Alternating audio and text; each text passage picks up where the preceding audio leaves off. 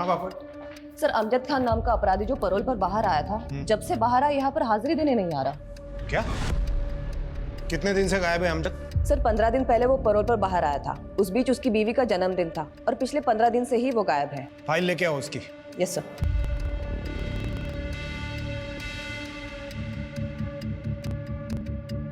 Oh my God, ये अमजद एक drug addict है। 10 साल पहले इसने ड्रग्स के नशे में अपने ही 2 बच्चों को गला घोटकर बेरहमी से मार दिया था। इसकी पहली बीवी इसको कब का छोड़ के जा चुकी है। जिसके जन्मदिन की बात तुम कर रही हो, ये उसकी दूसरी बीवी है। Right sir. बापट, इस अमजद के बारे में इंफॉर्मेशन इतनी लेट क्यों दी? क्यों लोगों की जान खतरे में डाली? अब तक क्यों कोई एक्शन नहीं लिया? सर, हमने उसके वाइफ तारा के पास एक कांस्टेबल को भेजा है पता करने के लिए कि अमजद खान कहाँ है और क्यों। Sorry sir. हेलो, क्या?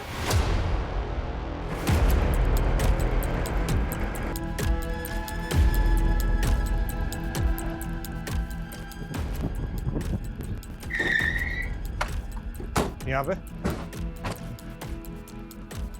दरवाजा तोड़ा।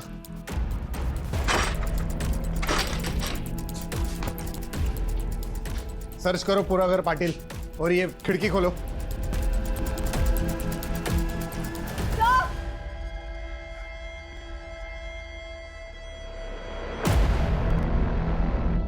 बापट, बॉडी नीचे उतारो। सर। बापट, बॉडी डिकम्पोज हो रही है, मतलब मौत होके 2-3 दिन हो चुके हैं। Right sir.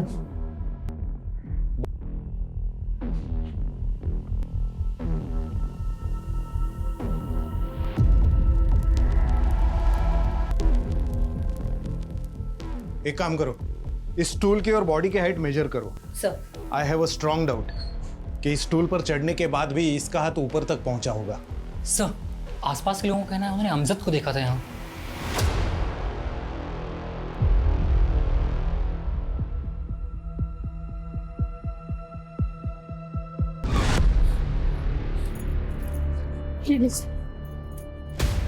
तारा, रुकिए। तारा, रुकिए। कौन है आप? मैं इसकी बहन हूँ। तारा, उठना। तारा, उठ। तारा, उठ, तारा। क्या वजह हो सकती है आपके बहन के आत्महत्या की? ये आत्महत्या नहीं है, मर्डर है। उसने मारा है मेरी तारा को। मैं तारा को कितना समझाती थी कि उस क्रिमिनल से शादी मत कर, लेकिन उसने मेरी एक भी नहीं मानी। और ये सब आखिरी बार कब बात हुई थी आपकी बहन से? तारा, उसने अपने खुद के 2 मासूम बच्चों का कत्ल किया है। तुम्हें वो क्या ही अहमियत देगा? तुम्हें इतनी सी बात समझ नहीं आ रही है कि 2 साल बाद बेल पर बाहर आने पर उसने तुमसे निकाह कर लिया, और इतने सालों में उसने तुम्हें दिया ही क्या है सिवाय तकलीफ के? हर बार आप इसी बात का मुद्दा क्यों बना लेती है? होगा दुनिया के लिए मुजरिम, मेरे लिए वो मेरा शौहर है और मैं उससे बहुत प्यार करती हूँ। इस प्यार के भूत को ना सर से उतार दो। इस 7 साल की शादी में वो सिर्फ 2 महीने तुम्हारा शौहर बन के रहा है। वो सिर्फ कातिल है, कातिल। और इस बात का इंतजार मत करना कि वो एक दिन तुम्हारी भी जान ले लो। वो अभी पैरोल पर बाहर आया है, लेकिन कितना वक्त दिया उसने तुम्हें? दिन रात सिर्फ नशे में धुत रहता है वो।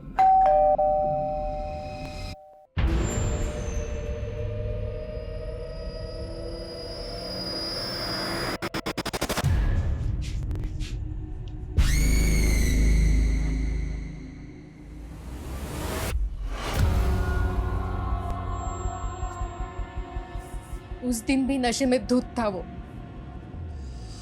1 नंबर का एहसान फरामोश आदमी है वो।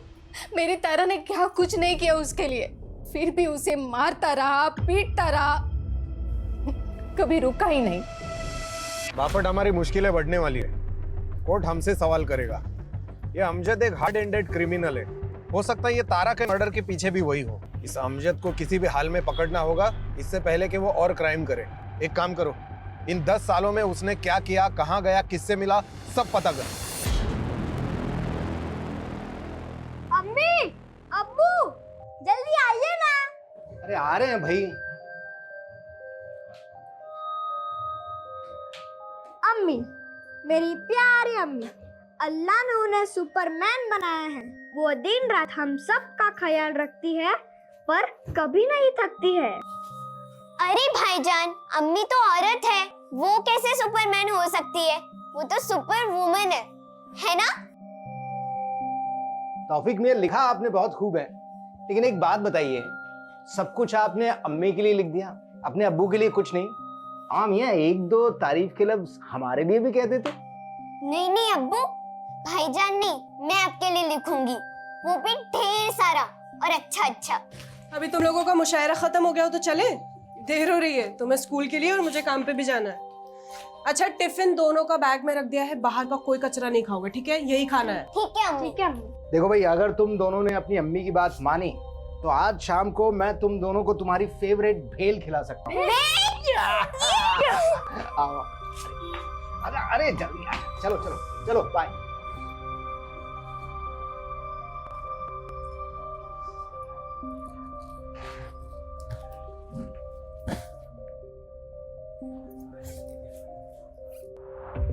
सर, ये तारा की पोस्टमार्टम रिपोर्ट। सर, उसके शरीर में कोई सब्सटेंस, जहर या नशीला पदार्थ नहीं मिला। उसकी मौत गले की हड्डी टूटने से ही हुई है, लेकिन उसके गले पर उंगलियों के मार्क्स मिले। और स्टूल की हाइट? सर, स्टूल की हाइट और तारा की हाइट के अकॉर्डिंग फांसी का फंदा लगाकर लटकना नामुमकिन तो नहीं, लेकिन मुश्किल जरूर रहा होगा। मतलब पॉसिबल है तारा को पहले गला दबाकर मार दिया गया, फिर उसे फांसी पर लटकाकर सुसाइड दिखाने का नाटक किया गया।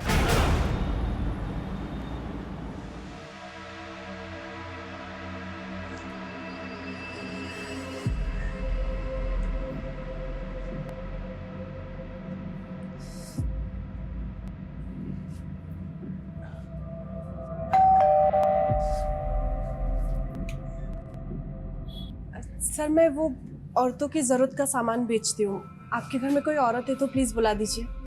हाँ है, मेरी बीवी है ना, सुनीता। अगे सुनीता, बाहर है। शायद वो बाथरूम में होगी। अरे आप बाहर क्यों खड़ी है? अंदर आइए, अंदर आके उसे आराम से समझा दी। आइए आइए आइए।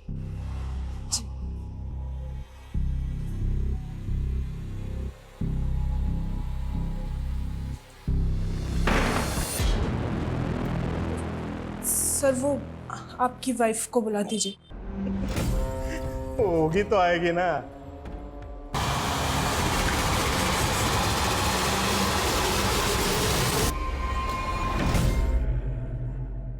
ले चाय पी। पुलिस को कॉल करें, 1 मिनट में साले की अकल ठिकाने आ जाएगी। नहीं नहीं, इससे बात घर तक चली जाएगी, सबा को पता चल जाएगा। अच्छा ये ना उन्हें पता चल जाए कि उनकी बीवी किन हालातों में काम करती है।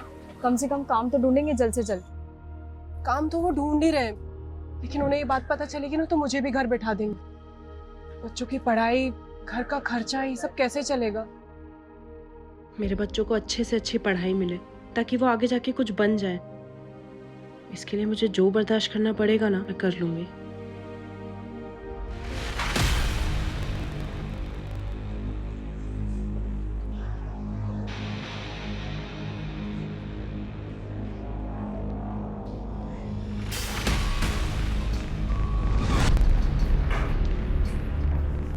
ये पूरी लिस्ट क्रॉस चेक करवाओ। अरे पवार साहब, नमस्कार, बसा ना। सॉरी आपको इतने शॉर्ट नोटिस पे बुलाया। Thank you so much for coming. ये केस तो मुझे बिल्कुल अभी भी वैसे की वैसे याद है। 10 साल पहले मैं ही माइनर बच्चों के डबल मर्डर केस का इन्वेस्टिगेशन ऑफिसर था। मुझे एक कॉल आया कि मेरे एरिया में मास मर्डर हुआ है।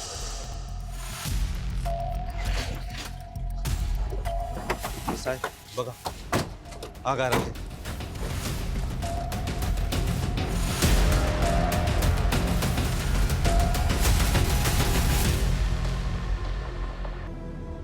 अरे बच्चों को क्यों मारा? बच्चों?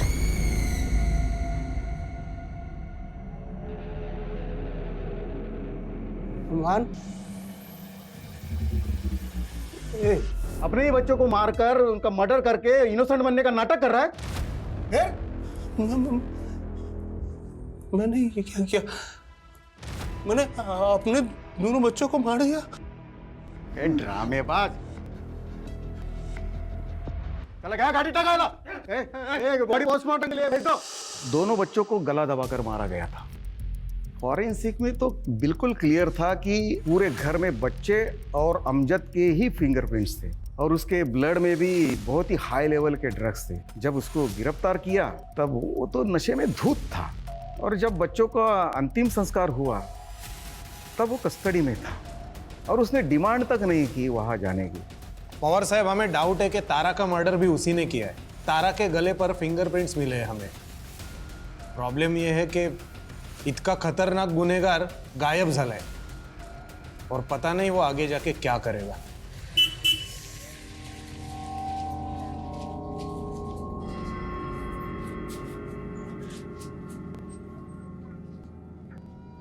अरे कहाँ थी? कब से फोन कर रहा हूँ, फोन ही नहीं उठा रही हो यार।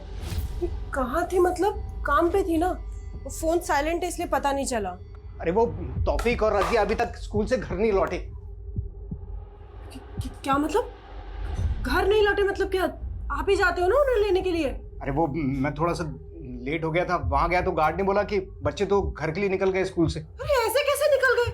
और वो वॉचमैन क्या कर रहा था? इतने छोटे बच्चे को अकेले कैसे जाने दिया उसने? अरे मैं कैसे बता सकता हूँ यार, मुझसे क्यों पूछ रही हो ऐसे फालतू के सवाल? अरे क्योंकि आपकी जिम्मेदारी बनती थी। बच्चे, पता नहीं मेरे बच्चे कहाँ होंगे, किस हाल में होंगे। सब मेरे बच्चों को ढूंढना होगा। आसपास ही होंगे। अरे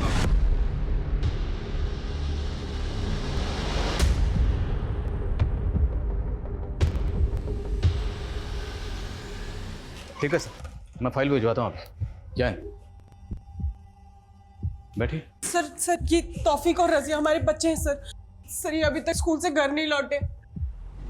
नहीं लौटे मतलब? बच्चे स्कूल से घर खुद आते हैं, कोई लेने नहीं जाता? कोई स्कूल बस या वैन? सर इनकी छुट्टी के वक्त मैं काम पे रहती हूँ तो सबा उनको लेने जाते हैं। आज इनको थोड़ी देर हो गई तो वॉचमैन ने उनको रोका ही नहीं, बस जाने दिया। किस स्कूल में पढ़ते हैं?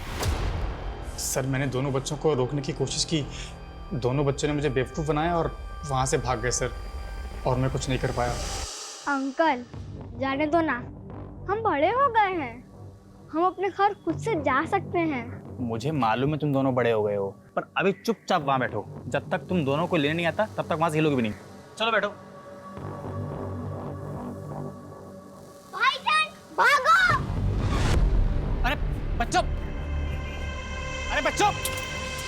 बच्चों ने तुझे बेवकूफ़ नहीं बनाया, तो हमें बेवकूफ़ बनाने की कोशिश कर रहा है। यकीन कीजिए, मेरा सच बोल रहा हूँ मैं। सीसीटीवी फुटेज देखेंगे ना, सब पता चल जाएगा सच बोल रहा है या झूठ बोल रहा है। सीसीटीवी कैमरा तो लगा है ना? सर कैमरा लगे तो हैं पर काफ़ी टाइम से खराब है वो। तो तुम लोग ना स्कूल के आसपास देखो, अगर कोई सीसीटीवी है तो उसकी फुटेज निकलवाओ सर। और तुम अगर बाद में पता चला ना कि कुछ झूठ बोला तो लंबा अंदर जाओगे। सर सच बोल रहा हूँ, यकीन कीजिए मेरा। सर हमें सर ये स्कूल के पास का सीसीटीवी फुटेज मिला है, इसमें बच्चे किसी आदमी से बात कर रहे हैं, लेकिन सर इसका चेहरा नहीं दिखाई दे रहा। अगर इसी आदमी ने बच्चों को गायब किया है तो मतलब ये पहले से जानता था कि बच्चे स्कूल से घर अकेले जाने वाले हैं। है कौन ये आदमी? साहब इसमें चेहरा तो दिखाई नहीं दे रहा है, ऐसे कैसे पहचानूं ये कौन है? एक दूंगा ना कान के नीचे, सब याद आ जाएगा। सर यकीन कीजिए, मैंने कुछ भी नहीं किया, मुझे कुछ भी नहीं मालूम सर।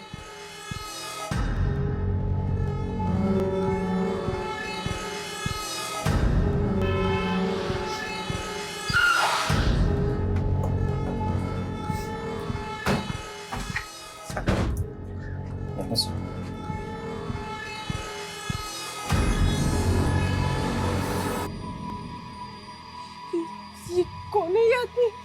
सबा ये आदमी कौन है? ये कहाँ लेके जा रहे हैं मेरे बच्चों को? बेफिक्र रहिए, हम जल्द पता लगा लेंगे आदमी कौन है और आपके बच्चों को लेकर कहाँ गया।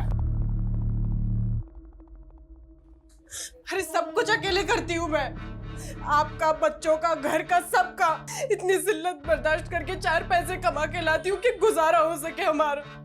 सबके बदले में आपको सिर्फ एक काम सौंपा था, बच्चों को स्कूल से लेकर आने का, वो भी नहीं कर पाए आप। इतना सा काम नहीं कर पाए आप। पता नहीं मेरे बच्चे कहाँ होंगे, कौन लेके गया होगा। हो गई गलती, कैसे ठीक करूं इस गलती को?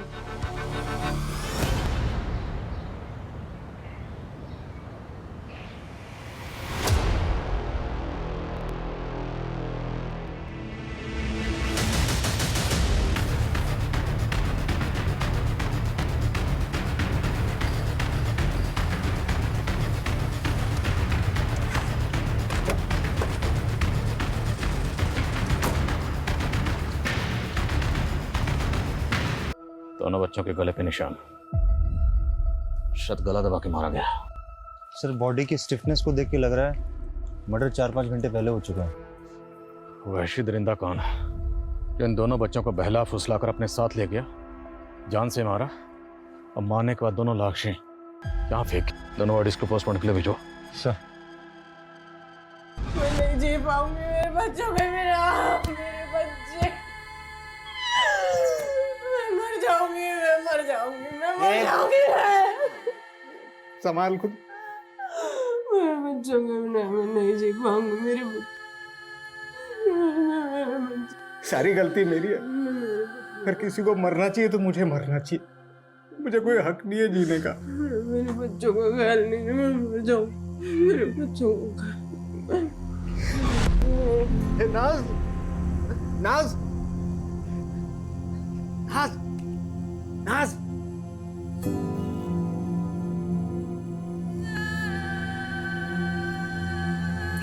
नाज, नाज।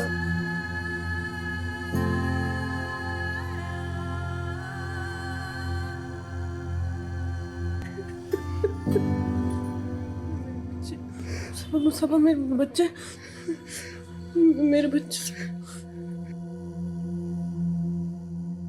वाघमारे, उन दोनों के कॉल डिटेल्स मुझे आज के आज मिल जाने चाहिए। सर, हाँ सर, अमजद के बारे में पता चला है कि उसका सिर्फ एक ही दोस्त है, मलिक, जो 6 साल से उसके साथ जेल में था। दोनों एक ही बैरक में थे और वहीं पे दोनों की दोस्ती हुई।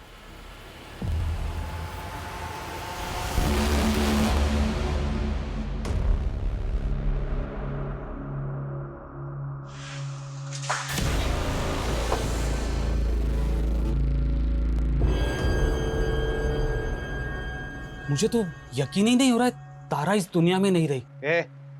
पता है हमें, अमजद और तू 6 साल जेल में एक ही सेल में थे, काफी अच्छी दोस्ती है तुम्हारी।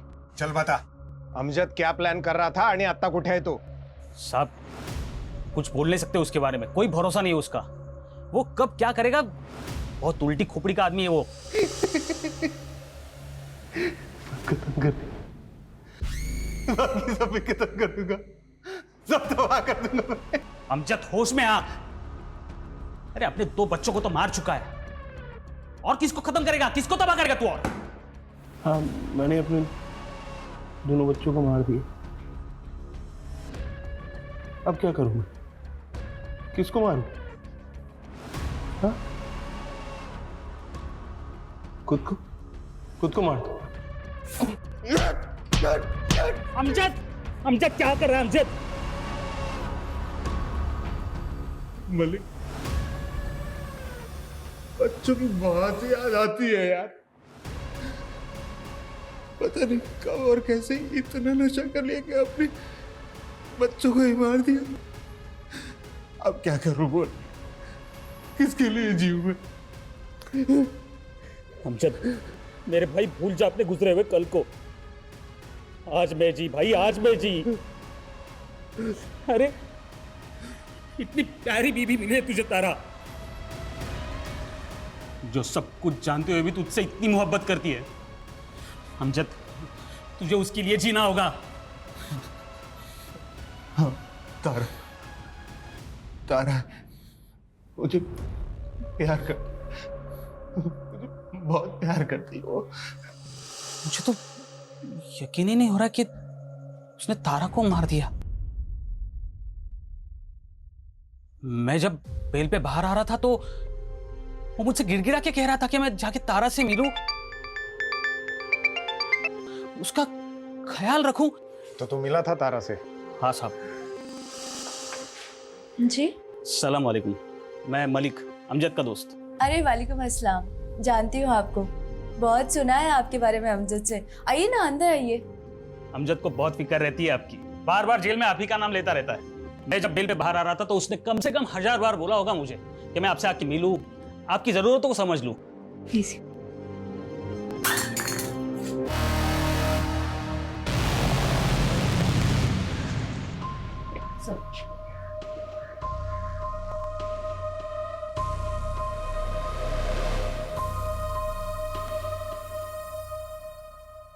मलिक, ये अमजद जब पैरोल पर बाहर आया था तो दोस्ती का फर्ज निभाने तू मिला भी था ना उसे? झगड़ा हुआ था तुम्हारा, और वो भी उसी रात जिस रात उसने तारा का मर्डर किया था। और मैं पूछ नहीं रहा हूँ, बता रहा हूँ, इसलिए बिना टाइम वेस्ट किए जो कुछ भी हुआ था बता दे। बोल लौकर।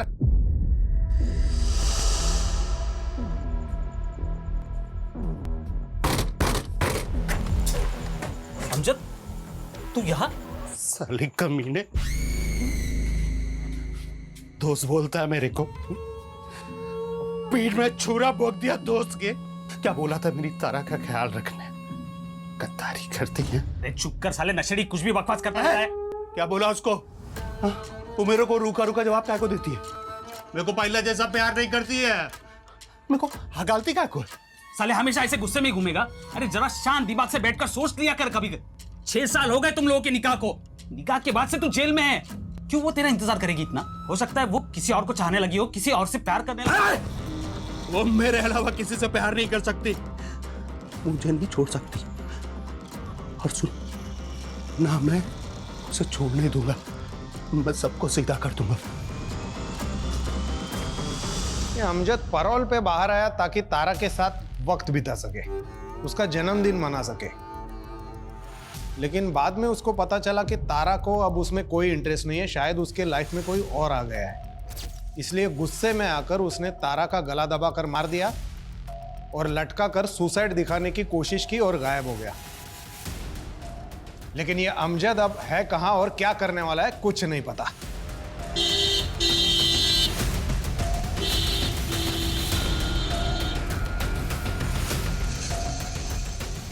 आप ऐसे नहीं जा सकते। क्या लगा रखा है आपने? हैं? आप क्या डर के बैठे हो? कुछ नहीं कर रहे हो आप। अरे जबकि आपको पता है वो आदमी कौन था जो बच्चों को लेकर गया, उनका मर्डर कर दिया, फिर भी कुछ नहीं कर रहे आप। देखिए 48 घंटे आपके पास, सिर्फ 48 घंटे। अगर बच्चों को इंसाफ नहीं मिला ना तो मैं वादा करता हूं आपसे कि जो भी होगा उसके जिम्मेदार आप होंगे। और ये आवाज सुन रहे हैं ना आप? और आवाज ये और ऊंची होती जाएगी, थमेगी नहीं, और फिर आप आंखें नहीं मूंद पाओगे। 48 घंटे। एक तो ये फवाद खान जैसे छुटभैया मोहल्ले के नेताओं ने और दिमाग खराब कर रखा है। अरे ये गली मोहल्ले के नेताओं की फिक्र नहीं है मुझे फिक्र है इस केस की। 2 मासूम बच्चों के मर्डर का केस है। चिंगारी को शोला बनने में वक्त नहीं लगेगा, ज्यादा वक्त नहीं है हमारे पास। स्कूल के आसपास एक एक आदमी से पता करो, किसी ने तो कुछ देखा होगा। सर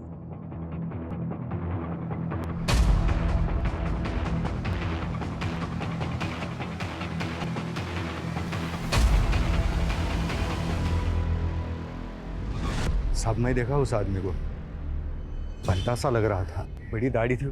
स्केच बनवा सकते हो? हाँ बनवा सकता हूँ। सर अमजद को आखिरी बार कोल्हापुर बस स्टैंड पर देखा गया था। मुझे लगता है शहर छोड़कर भाग गया होगा।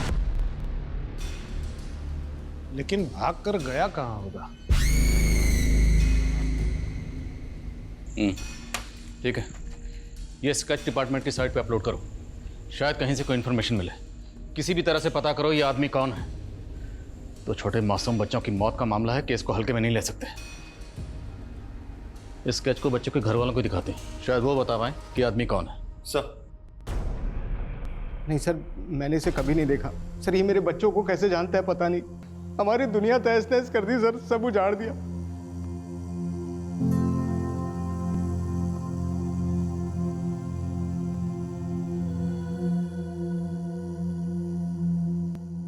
ये लो, ये स्केच मोहल्ले का इंसान के हाथ में होना चाहिए, है ना? सब कुछ अकल याद करा दो इसकी।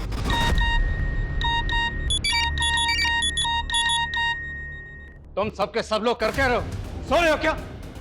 जो स्केच डिपार्टमेंट की साइट पे लोड होने के लिए बना था वो लोगों के मोबाइल में घूम रहा है, मैसेजिंग ऐप पर। कैसे लीक हुआ ये? हाँ तुम? Hello, what? Please thank you sir. जिस आदमी को आप ढूंढ रहे हो उसका नाम अमजद खान है। 10 साल पहले उसने अपने 2 बच्चों को बेरहमी से मार दिया था, उसी की सजा काट रहा था। सर 15 दिन पहले पैरोल पर बाहर निकला, अपनी बीवी तारा का मर्डर किया और फरार हो गया। तारा मर्डर केस? जी सर, ये लीजिए।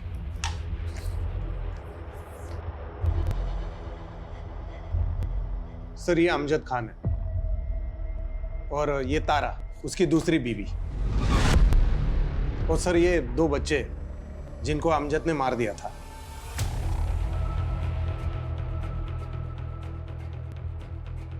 सर ये नुसरत है, अमजद की पहली बीवी। तो नाजनीन है। नाजनीन? नहीं सर, ये नुसरत है, नुसरत आजमी, अमजद की पहली बीवी। जिन 2 बच्चों के अमजद ने मर्डर किए वो इसी से थे। नो नो नो, जिन 2 बच्चों के मर्डर में हम अमजद को ढूंढ रहे हैं, ये उन 2 बच्चों की माँ है, नाजनीन। सर हमारे इन्वेस्टिगेशन में हमें पता चला कि अमजद अपने पहली पत्नी को बहुत मारता पीटता था। उन 2 बच्चों का मर्डर करने से कुछ दिन पहले उसने इसको बहुत मारा पीटा था और घर से बाहर निकाल दिया था, फिर बाद में बच्चों का मर्डर किया। मतलब ये नाजनीन पहले नुसरत थी, तो सबा से पहले ये अमजद की बीवी थी। सबा, सबा मेरे पास अब ज्यादा वक्त नहीं बचा है। मेरे बच्चे मुझे अपने पास बुला रहे। मेरा तौफीक, मेरी रज़िया अपनी अम्मी को अपने पास बुला रहे। सबा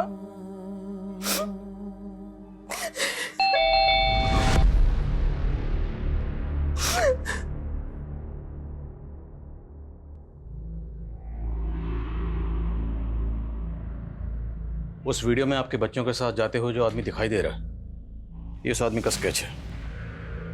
आप पहचानती हैं इसे? सर ये तो अमजद है, इसने मेरे बच्चों का कत्ल किया है। सबा, सबा इसने फिर से मेरी गोद छूनी कर दी। ये शैतान मेरी जिंदगी से क्यों नहीं जाता? सबा क्यों नहीं जाता? अरे शर्म नहीं आई तुझे?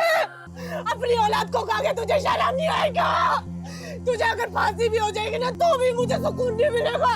इस दुनिया में नहीं, उस दुनिया में तेरे को सजा मिलेगी। प्लीज शांत हो जाइए। ये गाड़ी टाका।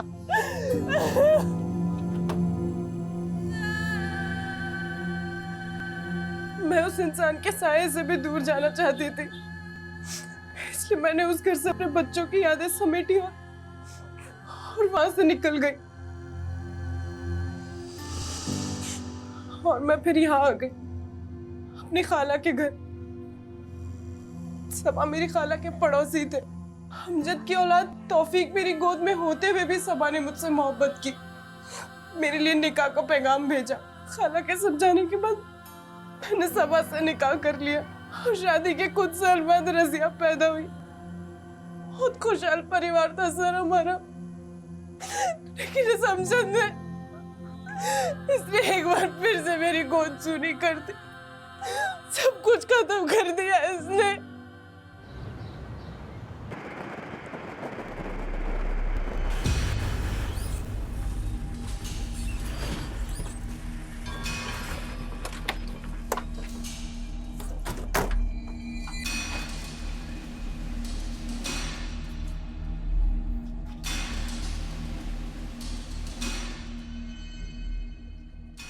सुनिए। जी साहब। ये इस घर में अमजद रहता था, आप जानती हैं उसे? जी साहब, वो खौफनाक मंजर याद है मुझे। मैं यही थी। ये बच्चों का बाप है साहब, बहुत बड़ा नशेड़ी है ये। आज भी दहशत होती है उस वक्त को याद करके। दिन रात अपनी पत्नी नुसरत को मारते रहते थे वो। अमजद भाई मत मारिए इसे। गुस्से में उन्हें इस बात का इल्म भी नहीं होता था कि वो बेचारी पेट से थी। कभी कभी तो डर लगता था कि पिटते पिटते कहीं मर ना जाए। मैंने नुसरत को सलाह भी दी थी कि अमजद भाईजान को तुम दिखवाओ। दिखवाओ मतलब कहाँ दिखाओ? उस समय एक पीर का बहुत नाम था। कुछ 8-9 साल पहले इस इलाके में उन्हीं का जादू छाया हुआ था। वो ये क्या नई कहानी है? कहानी नहीं है साहब, सच है। सब उसे फरिश्ता कहा करते थे। वो फरिश्ता मर्दों की मुसीबत हल करने के लिए दवा करता था। मेरे शौहर भी उन्हीं के मुरीद थे। मैं भी एक बार अपने शौहर के साथ उस जगह गई थी। साहब, हम अपनी परेशानी एक पर्ची पर लिखकर उस बूढ़े आदमी को देते थे और वो अंदर जाकर फरिश्ते को वो पर्ची देता था। फरिश्ता उस परेशानी का हल जवाब के तौर पर पर्ची पर ही लिख कर देता था, मगर कभी हमारे सामने नहीं आता था। वो बूढ़ा कहाँ है जो पर्ची लिखकर अंदर देता था? वो बूढ़ा साहब वो तो कब का मर चुका है। आप भी तो गई थी ना उस फरिश्ते से मिलने, तो आपने देखा होगा, कुछ तो याद होगा आपको। नहीं साहब, और आपके शौहर उनको लेकर गई थी ना आप वहाँ पे, उन्होंने देखा होगा, उनको कुछ याद होगा। नामुमकिन है साहब, और अगर मुमकिन है भी तो वो इस हालत में नहीं है कि आपको कुछ बता पाए। हैं कहाँ आपके शौहर? साहब दारू की लत लगी है उन्हें, 24 घंटे नशे में रहते हैं वो।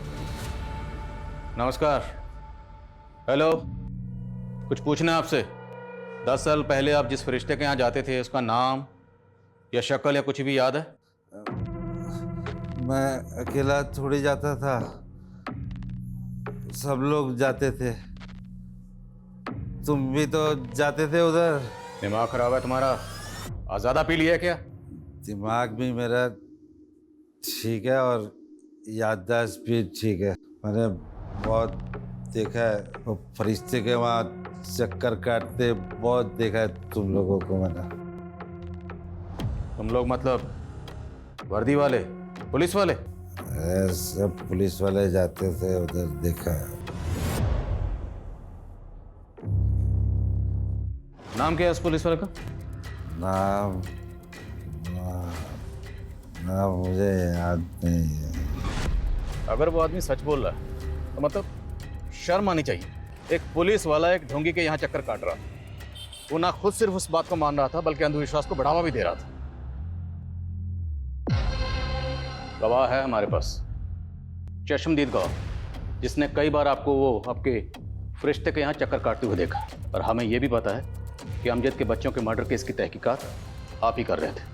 वहाँ जाना, किसी को फॉलो करना, ये कोई क्राइम तो नहीं है? कोई क्राइम नहीं है। लानत, लानत है।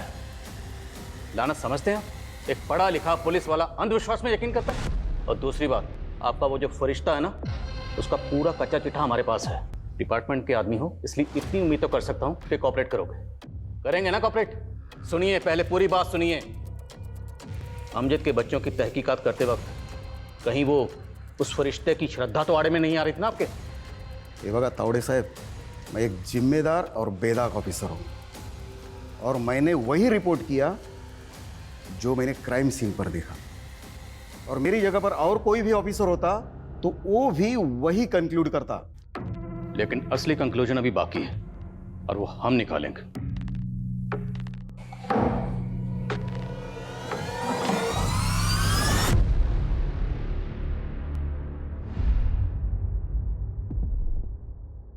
सर, पता चल गया थाने में फरिश्ते की दुकान चलाने में मदद कौन कर रहा था। कौन है? सर, मेरे बच्चों का कत्ल हुआ है और अब मेरे साथ ही मुजरिमों जैसा बर्ताव कर रहे हैं। बहुत होगी तेरी नौटंकी, और अब सवाल हम पूछेंगे, तुम सिर्फ जवाब दोगी। वैसे एक बात बताओ, तुम्हें किस नाम से बुलाएं? नुसरत या नाज़नीन? अमजद की बीवी या सबा की बीवी? या फिर सब मर्दों के मर्ज की एक ही दवा, ये फरिश्ता? तो फरिश्ता नहीं, नागिन है जो अपने बच्चों को ढस गई। 10 साल पहले वो पीआई पवार तेरा क्लाइंट था ना?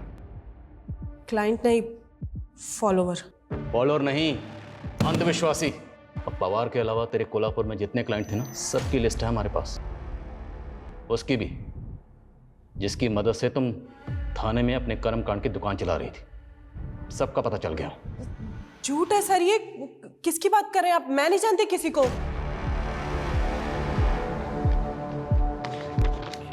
ये तेरा आशिक, जिससे तुम दिन में 10 बार बात करती थी, बार बार लगातार, जिसके साथ तेरा अफेयर था। ये तेरा आशिक फवाद, जिससे तुम दिन में 10 बार बात करती थी, बार बार लगातार, जिसके साथ तेरा अफेयर था।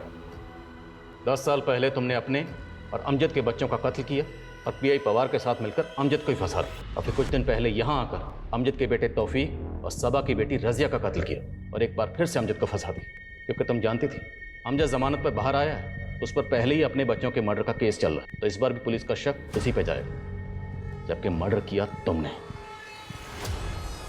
बोल, क्यों खा गई बच्चों को? मैं अपनी ताकत बढ़ाना चाहती थी। 10 साल पहले मैंने ख्वाब देखा था कि अगर मैं अपने बच्चों की कुर्बानी दे दूंगी तो मेरी पावर बढ़ जाएगी, लेकिन मैं जेल नहीं जा सकती थी, तो मैंने अमजद का इस्तेमाल किया। तौफीक और रजिया, उनको भी पावर बढ़ाने के लिए मारा? मैं कोल्हापुर की तरह थाने में भी लोगों की मदद करना चाहती थी फरिश्ता बनकर, पर ये मैं अकेले नहीं कर सकती थी, मुझे किसी की ज़रूरत थी। फिर एक दिन मुझे फवाद मिला। हमारे पास तेरे खिलाफ बहुत सारे सबूत हैं। तेरी कार भी उसी एरिया में मिली जहाँ बच्चों का मर्डर हुआ, उनकी बॉडी मिली। तो चल अब सच सच बता, तौफीक और रज़िया को क्यों मारा? मैं नाज़नीन से प्यार करता था। 10 साल पहले जब मैं उसके पास अपनी मुश्किलों का हल मांगने गया था, तब तुमने कुछ गलत काम किए हैं जो तुम्हें कामयाब नहीं होने दे रही। सलाम चाचा। सलाम। रुको रुको, अरे उनके बताए उपाय से काम हुआ मेरा। रिश्ते का हाथ चूमकर शुक्रिया अदा करूंगा, बस कुछ नहीं। चाचा जाने दीजिए। ऐसी ज़हनी और करिश्माई औरत मुझे ज़िंदगी में नहीं दिखी, पर एक दिन पता चला वो कहीं चली गई। फिर कुछ समय बाद वो मुझे यहाँ थाने में मिली। मैं उसे खोना नहीं चाहता था, इसलिए मैंने उसे अपने प्यार के बारे में बताया और फिर हमारा अफेयर शुरू हो गया। फवाद, मैंने फिर से वो ख्वाब देखा है, बच्चों की कुर्बानी देनी होगी, उससे मेरी ताकत में इजाफा होगा। लेकिन उसके बाद हम निकाह कर लेंगे। मैं तुमसे और दूर नहीं रह सकता। मुझे पता था अमजद पैरोल पे बाहर आया है, उसकी बीवी ने खुदकुशी कर लिया। मैं जानती थी वो मुझे मिलने और अपनी औलाद तौफीक को देखने ज़रूर आएगा। वो जब मैं जेल गया था तो तुम पेट से थी ना? क्या हुआ था बता ना। बेटा हुआ था। कहाँ है? मेरा है एक बार। ठीक है, बच्चे अभी स्कूल गए, 12:30 बजे छूटेंगे। फवाद, जिस मौके की हमें तलाश थी वो मौका खुद चल के हमारे पास आ गया। सबा हमेशा बच्चों को लेने देरी से पहुंचता था और बच्चे स्कूल से निकल गए और मेरी तरकीब काम कर गई। तौफीक बेटा, मैं अमजद हूँ, तुम्हारी अम्मी का दोस्त। ये चॉकलेट ले लो। नहीं, हमें कुछ नहीं चाहिए। थोड़ी दूर पर हमारे अब्बा हमें मिल जाएंगे, आप जाइए।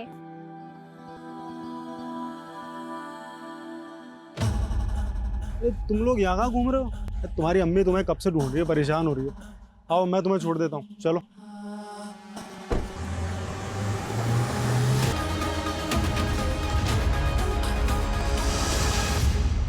कैसी माँ है तू? दरअसल तुझे माँ कहना माँ लफ्ज की तौहीन है। अपने ही 4 बच्चों को खा गई और जरा अफसोस नहीं, और फंसाया भी किसको? बच्चों के बाप को। तुझे जहन्नुम में भी जगह नहीं मिलेगी। हमें अमजद को जल्द से जल्द ढूंढना होगा। उसकी ज़हनी हालत ठीक नहीं है। इससे पहले कि वो खुद को नुकसान पहुंचाए, उसे ढूंढना होगा और इस केस को रीओपन करना होगा ताकि उसको इंसाफ मिल सके। सब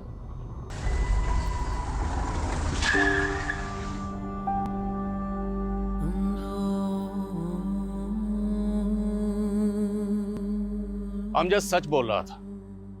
उसने गुस्से में तारा की गर्दन पकड़ी जरूर थी, पर उसने तारा को मारा नहीं था। तारा ने खुदकुशी की थी। एक अंधविश्वासी औरत ने अमजद जैसे बेगुनाह इंसान को एक बार नहीं बल्कि 2 बार झूठे जुर्म में फंसाने की कोशिश की। हालांकि पहली बार सच को सामने आने में इतना ज्यादा वक्त लग गया जिसके चलते अमजद की जहनी हालत पूरी तरह से बिगड़ चुकी। पर अब केस रीओपन हुआ और हम पूरी कोशिश करेंगे कि अमजद को इंसाफ मिले। इस स्पेशल सीरीज में हम ऐसी ही कई और हैरत अंगेज और दिल दहला देने वाली कहानियां लेकर आते रहेंगे जो कल्पना से भयानक सच और सबक दोनों हमारे सामने रखेंगे। जय हिंद।